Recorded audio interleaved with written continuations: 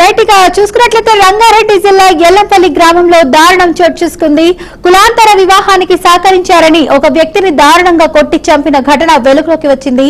ఎల్లంపల్లి గ్రామానికి చెందిన రాజశేఖర్ తమ్ముడు చంద్రశేఖర్ అదే గ్రామానికి చెందిన భవానీ అనే యువతిని ప్రేమించాడు.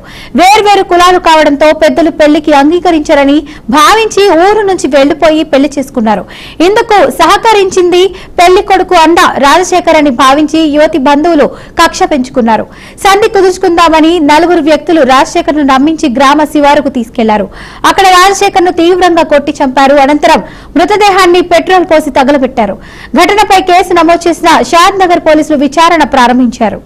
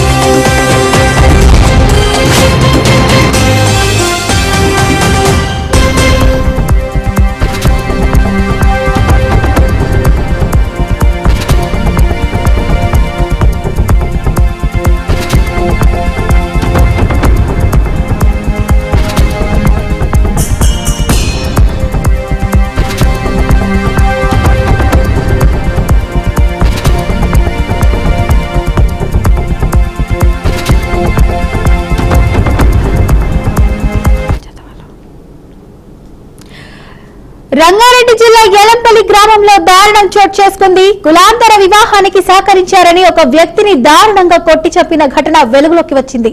ఎల్లంపల్లి గ్రామానికి చెందిన రాజశేఖర్ తమ్ముడు చంద్రశేఖర్ అదే గ్రామానికి చెందిన భవానీ అనే యువతిని ప్రేమించాడు. వేరువేరు కులాలు కావడంతో పెద్దలు పెళ్లికి అంగీకరించని భావించి ఊరు నుంచి వెళ్లిపోయి పెళ్లి చేసుకున్నారు. ఇందుకు సహకరించింది పెళ్లి కొడుకు అన్న రాజశేఖర్ అని భావించి యువతి బంధువులు కక్ష పెంచుకున్నారు.